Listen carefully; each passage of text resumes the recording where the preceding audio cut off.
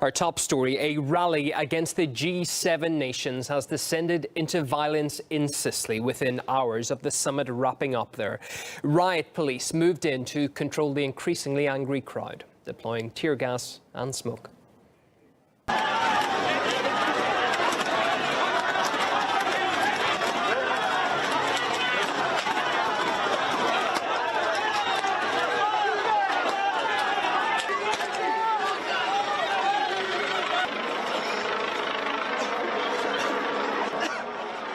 Cannot accept that 7 people, the most powerful people in the world, make decisions for all the world. All the central questions, matters of this century, the social and climate changing, are something that matter to the people which lives in the territory. It's not just something they can decide without our opinion. I'm here against the Italian imperialism and all the other ones. The US is the only G7 member that hasn't agreed to honor the Paris Agreement. G7 is an alliance of the 7 most industrialized economies in the world: Canada, France, Germany, Italy, Japan, the UK, and the US. On Saturday, the group issued its annual declaration addressing various economic and political challenges around the world, including the 195-nation Paris Accord. US President Donald Trump refused to commit. The Paris Agreement is a legally binding plan aimed at capping the rise of global temperatures and reducing emissions. Former President Barack Obama signed on in August. The G7 declaration says the US is still reviewing its policies on climate change. Trump tweeted that he would make a final decision on whether to abide by the regulation goals next week. The group of 7 nations on Saturday addressed North Korea's ever-growing nuclear and ballistic missile program, calling it a great threat to the world. The G7 includes the US, the UK, Canada, France, Germany, Italy, and Japan. North Korea's threats not only affect the region, but also the world. I would like to bring up the issue with the leaders of the G7. The leaders met in Sicily, where they released a joint declaration stating that Pyongyang must immediately and fully comply with all relevant UN Security Council resolutions and abandon all nuclear and ballistic missile programs in a complete, verifiable, and irreversible manner. The joint declaration also called on the international community to redouble its efforts to ensure the sustained, comprehensive, and thorough implementation of relevant UN resolutions. The G7 leaders added that they are ready to strengthen measures against the regime unless it abandons its nuclear program. South Korea's foreign ministry welcomed the joint statement, saying the leaders delivered a strong message in an effort to resolve the North's humanitarian and denuclearization issues. Earlier this month, the UN Security Council condemned the regime's latest ballistic missile launch and warned Pyongyang to stop all its provocations and take concrete steps to denuclearize. 3, 2, 1, ignition. For the first time ever, the US is testing how its missile defense system might do against an intercontinental ballistic missile, aka the type of nuclear missile North Korea is racing to develop. The US is planning to launch a mock-up of an ICBM from the Marshall Islands and hit it mid-flight with an interceptor missile launched from Vandenberg Air Force Base, California. The test has been planned for a while and wasn't intended to be a reaction to North Korea's increasingly frequent missile tests. Between launch and impact, an ICBM spends most of its time traveling through the vacuum of space. That's the mid-course of its flight, and it's the best time to crash an interceptor missile into the ICBM and blow it up harmlessly. By the end of the year, the US will have 44 of these ground-based mid-course defense interceptors in place. There's just one problem. They're not very reliable. The missile defense system has been tested 17 times since 1999 against non-ICBM types of targets. It's missed the mark 8 times, largely due to technical errors. But it'll probably still be a while before North Korea develops an ICBM. It's still testing medium-range missiles, which usually have a maximum range of up to 1,900 miles. The Democratic People's Republic of Korea has urged South Korea to cancel the deployment of the THAAD missile defense system. The DPRK state news agency KCNA quoted an official from the National Peace Committee of Korea as saying people in South Korea are increasingly demanding the cancellation. It also slammed South Korean conservatives for defending the deployment and criticized the new South Korean government for its ambivalent approach. Meanwhile, DPRK leader Kim Jong-un recently supervised the test firing of new anti-aircraft weapon system. KCNA says he ordered its mass production and deployment throughout the country. There are worries about what North Korea could do with a nuclear weapon, of course. One of them sounds like science fiction, but many people say the threat is real. Tonight, correspondent Doug McKelway looks at both sides of the EMP debate. Today, the old duck and cover films from Cold War days seem campy and quaint.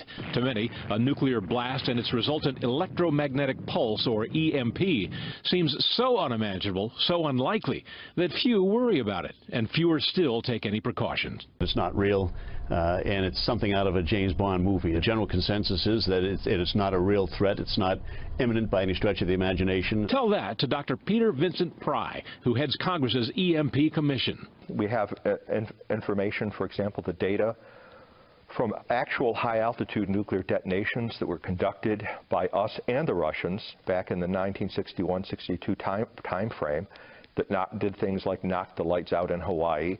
An EMP is a short burst of electromagnetic energy that all nuclear explosions produce to varying degrees. A large EMP triggered over the United States from an orbiting nuke at the right altitude could fry the circuitry of cell phones, render electronic banking, automobile computers, railways, air traffic control, and airplanes themselves useless. Food would rot in refrigerators and in farm fields, with no means of transporting agri-products to population centers. In the following weeks and months, a truly Mad Max world would evolve. Dr. Pry believes a naivete about EMP pervades the Western democracies, where nukes are kept mostly out of sight and out of mind. But for totalitarian and authoritarian states, as in the case of Iran and possibly North Korea, the use of nuclear weapons is not only unthinkable, but in their open source military doctrine, they've written for years about being able to win a nuclear war, that you can fight a nuclear war. Adding to EMP worries, North Korea's recent successful test of a solid-fueled ballistic missile. The solid fuel needs less preparation, meaning less warning time for those targeted. In addition, North Korea also has at least 2 observation satellites that orbit over the U.S. at an altitude ideal for an EMP attack. Reuters has reported that the bodies of what appeared to be executed civilians were found in a ravine outside of a Philippine city on Sunday, as a 6-day occupation by Islamist rebels fending off a military onslaught took a more sinister turn. The 8 dead, most of them shot in the head and some with hands tied behind their backs, were laborers who were stopped by Islamic State-linked militants on the outskirts of Marawi City while trying to flee clashes. 9 spent bullet casings were found on a blood-stained patch of road at the top of the ravine. Attached to one of the bodies was a sign that said Munafik, which translates to traitor. The discovery confirms days of speculation that Maudi rebels had killed civilians during a takeover of Marawi, which the military believes is aimed at winning the Maudi recognition from the Islamic State as a Southeast Asian affiliate. While the Philippine military says 19 civilians have been killed during clashes between security forces and Islamist militants in the southern city of Marawi. The latest casualties include 3 women and a child, bringing the official death toll to 97 from nearly a week of fighting. President Rodrigo Duterte says martial law will continue in the city for as long as necessary. The military has heavily bombed residential areas where militants were believed to be hiding, and most of the city's residents have fled. But 2,000 are said to be still trapped there. The military says it will intensify the bombing campaign. Muslims in Indian-controlled Kashmir held a general strike on Sunday in protest against the killing of an insurgent group's commander. Security forces say they killed 8 insurgents in separate encounters, including Sabzar Ahmad Bhat, a commander of the Hizbul Mujahideen. Markets closed and roads were deserted in Srigan and adjoining areas, which observed a complete shutdown in response to the killing. India has heavily militarized its side of the border in order to stop cross-border infiltration, fueling a long-running insurgency. To Iraq now, where at least 3 people have been killed and 16 wounded in a suicide bomb attack. The bombers targeted a government building in Baquba, the capital of Diyala province. The area is under the control of Iraq's central government, but is regularly targeted by Daesh. Ruined buildings are a common sight in many Syrian cities nowadays. Visual markers of the intensity and perhaps the end of the battles that took place here. But in Al-Qaboon, the fierce fighting that took place above the ground is just a fraction of what was going on beneath the streets. This battle was very difficult. They were fortified underground along with their heavy weapons in tunnels, and getting at them there wasn't easy. The Syrian army says it discovered 26 tunnels underneath Al-Qaboon district after it recaptured the area from rebels. The battle to retake Al-Qaboon district took several weeks from government forces, despite the fact that they dispatched their elite forces here, the Syrian Army's 4th Armored Division and the Republican Guards, who are considered to be the elite and the best of the Syrian army. One of the reasons this battle was extremely difficult for the Syrian army are tunnels like this one. According to officers in the Syrian army, there are several tunnels. Actually, there is a network of tunnels, a maze of tunnels that goes under the district of Al-Qaboon. And these tunnels allowed the insurgents to move undetected by the Syrian army and allowed the insurgents to ambush the Syrian army. An ordinary looking building or a pile of rubble could have many secrets hiding underneath it. Here in the basement of one of the residential buildings in Al-Qaboon district, 5 meters under the surface of earth, the story of the tunnels of Qaboon only begin. Take a look at this tunnel, for example. This is one of the largest tunnels here in Al-Qaboon. It goes underground for over 30 meters, and then it stretches for 3 kilometers all the way to an adjacent town known as Arbin. And these tunnels were the business that made many people here millions and millions of dollars. Soldiers attempted to guide us around this seemingly never-ending labyrinth, a city beneath a city. We spent hours exploring these underground passages. Once we retook control of the area, we started searching the tunnels. They had a whole network of them. Some of them were kilometers long, others were hundreds of meters. They were all illuminated and ventilated.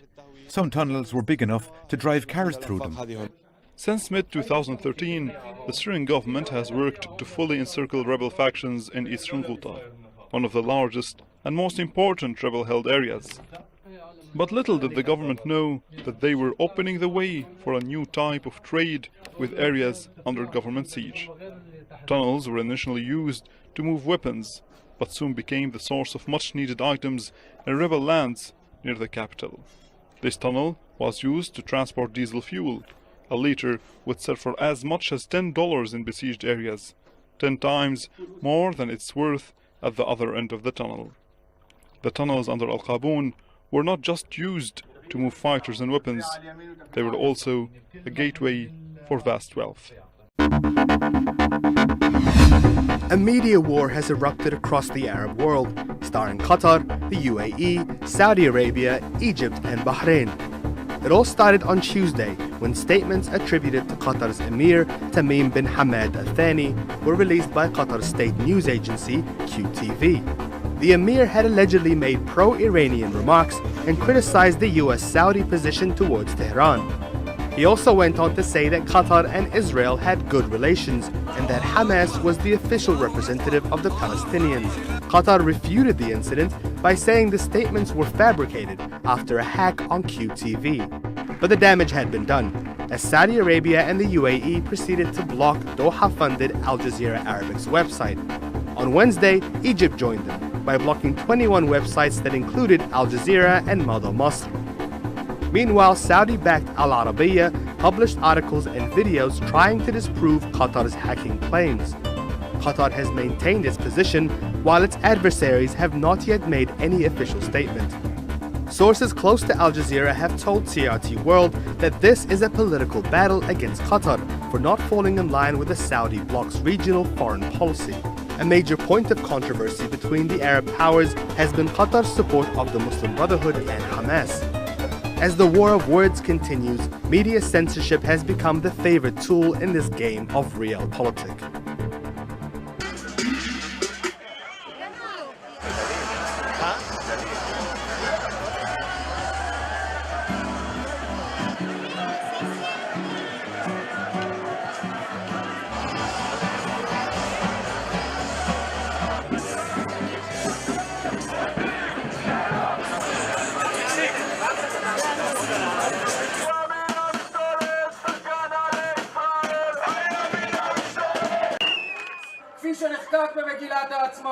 לאור חזונם של נביאי ישראל. As an Israeli, I do not think that Trump is the one who will bring peace to the Middle East. It's up to us, not to Trump, not to America, but if Trump will help and force the Israeli government, this will be very helpful to make this peace. I hope that he will do something, but it's up to us, not to Trump. After 40 days, Palestinian prisoners have ended a hunger strike protesting conditions in Israeli prisons. The strike started April 17th. More than 1,000 prisoners took part in the protest. The Israeli prison service said 834 prisoners fasted the full 40 days and that 18 strikers were hospitalized. The hunger strike was one of the largest and longest lasting of its kind since the 1967 Six-Day War, when Israel captured territory in the Gaza Strip and the West Bank. Palestinians still claim the territory as their own. The prisoners were fighting for better prison conditions. Reinstating a second monthly family visit was one of the concessions the Israel Prison Service offered. The strike was led by Marwan Barghouti, a prominent Palestinian leader serving 5 life terms for his actions in the Second Intifada, or uprising. Many Palestinians see Barghouti as a likely successor to Palestinian Authority leader Mahmoud Abbas, whose popularity has dwindled. Negotiations went non-stop for 20 hours. The strike's end coincided with the start of Ramadan, a month-long Muslim holiday. CNN has reported that 2 administration officials have shared that Secretary of State Rex Tillerson has declined to host an event commemorating the Muslim holy month of Ramadan. The officials said Tillerson rejected a request by the State Department's Office of Religion and Global Affairs to host a reception marking the Eid al-Fitr, the end of the holy month of Ramadan, which begins Saturday in many countries. Since 1999, Tillerson's 5 Republican and Democratic predecessors have hosted either an iftar dinner to break the fast during Ramadan or an Eid al-Fitr reception at the end of the month-long holiday. It is unclear whether Tillerson's decision not to plan an event was related to his ongoing streamlining of the agency, which includes massive budget cuts and shedding as many as 2,000 jobs. With violence against police officers on the rise, a growing number of states are passing so-called Blue Lives Matter laws. Texas is on the verge of joining Louisiana and Kentucky as a 3rd state to classify violence against officers as a hate crime. Similar legislation is also pending in more than a dozen other states. Tony DeCopel looked into this. When a sniper opened fire in Dallas last July, Heidi Smith's husband Michael was one of 5 officers killed. Just because he wore the uniform, he still came home to us every night. Now Smith is afraid more police will be targeted. I was in downtown Dallas going to an event with my children. I was scared the whole time at night to be in a patrol car. What were you worried about? Someone walking up and shooting us. A hate crime. Yes. 135 officers were killed on duty in 2016, the highest total in 5 years. Of those, 21 officers were ambushed, the highest total in more than 2 decades. Heidi Smith believes the legislation will give police the protection they need to do their job. Would it be a validation of Mike's life to have this bill following his death? Absolutely, yes. And the other 4 officers as well. Texas Governor Greg Abbott is expected to sign the new bill into law, but while many states are moving closer to doing the same, critics say the only way to make police work truly safer is better training and a deeper relationship with the community. Confederate monuments in Alabama aren't going anywhere anytime soon. Alabama Governor Kay Ivey signed a bill banning the removal, relocation, or alteration of historical sites or monuments that have been on public property for at least 40 years. The Alabama Memorial Preservation Act, which is backed by the GOP, doesn't explicitly mention Confederate tributes, but its sponsor made it clear it was his intention to protect them. Tension surrounding remnants of the Confederacy has spiked in recent months in the South. New Orleans started taking down Confederate memorials in April after months of heated debate. City workers reportedly received death threats and had to wear bulletproof vests, helmets, and other coverings to conceal their identities during removal. Pro-Confederate activists in Alabama and elsewhere argue tearing down the monuments is erasing history, but those who want the monuments gone disagree. They argue the monuments honor a history of racism in the U.S. The Swiss region of Bern has rejected a government plan to spend an additional $100 million on accommodating underage refugees. A referendum rejected the measure that had been passed by the local government. Now, out of 27,000 asylum applicants in Switzerland last year, only 2,000 were underage. Yet most of the money in the proposed measure was to go towards special centres for unaccompanied children. Meanwhile, Bern police have produced an informational cartoon for refugees, explaining how the rules of behaviour are different in the country. Respect is the basis for living in harmony. People in the canton of Bern respect one another, the laws and the rules of human interaction. Theft, for instance. Damage to property, and especially sexual harassment, these are prohibited within the family as well. Showing each other consideration and respect is the best way for us to do this. Thank you for playing your part. The Swiss have been hardening their approach towards migrants recently. In July last year, more than 3,000 refugees were sent back across the border to Italy. It's also tough to acquire refugee status in the country. In fact, more than 8,000 people gave up on their applications between January and November last year. Adding that efforts should be made to strengthen surveillance, the World Health Organization said India has reported cases of the Zika virus. The WHO said on May 15th that India's health ministry reported 3 confirmed cases from the western state of Gujarat. According to the statement, which was released on Friday but did not gain public attention until Saturday, cases were detected during testing in February and November last year. One was detected in January this year. A federal health ministry official said states were following standard protocols and there was nothing to worry about. In the city of Galle on Sri Lanka's southwest coast, the only way out is by boat. Rising floodwaters have cut off entire communities. The situation is more desperate by the day. Since yesterday, we have got only 1 packet of rice, nothing more. Families take what they can and move to higher ground. But for those who can't leave, deliveries like these are precious. Sri Lanka's military is working overtime to reach the worst affected towns by land and by air. Landslides are the biggest threat, mud cascading down hills, wiping out anything in its path. They have deployed about 65 rescue teams. Our main effort is on rescue. More than 100 people have been killed in these floods and the death toll is rising. It's the worst flooding the country's seen since 2003, when monsoon rain in the same region killed 250 and left 10,000 homeless. The biggest challenge now is to provide cut-off towns with food, clean water and sanitation, as those affected can do little but wait for the water to recede. We are going to move on now, though, to another developing story this morning. British Airways is trying to get back on track after a global computer outage canceled hundreds of flights, stranding thousands of passengers. Now, the airline faced a major meltdown over the last 24 hours. We're learning exactly what caused it. And ABC's Matt Gutman is at Heathrow Airport for us this morning.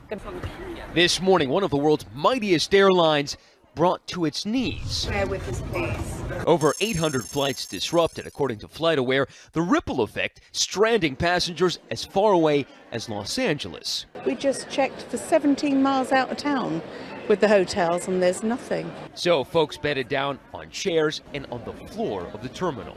The airline blaming it on a massive IT system failure caused by a power outage. It was complete pandemonium. This was way beyond anything that I've ever experienced. Travelers herded into lines, stretching far and going nowhere. None of the staff know what's going on, and they said, "Oh, I don't know, our phones aren't even working, so we haven't been told anything." With monitors on the fritz, cancellations scribbled on whiteboards. Those who made it to their planes regretted it. Jets idling for hours with hundreds marooned on the tarmac, babies screaming as people milled in the aisles, only to be sent back to that terminal. We caught up with that passenger, Harriet Mackey. There's literally no information getting down to the staff. We saw the chaos unfold firsthand. And you're evacuating the building.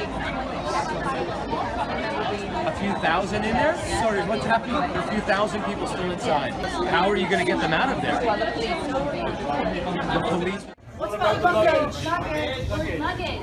This morning, the painful task of sorting through mounds of luggage left by passengers. BA is apologizing for the system failure, one that ABC's aviation consultant Steve Ganyard believes was avoidable. This just shows a failure of British Airways to invest in appropriate infrastructure, and especially on information technology.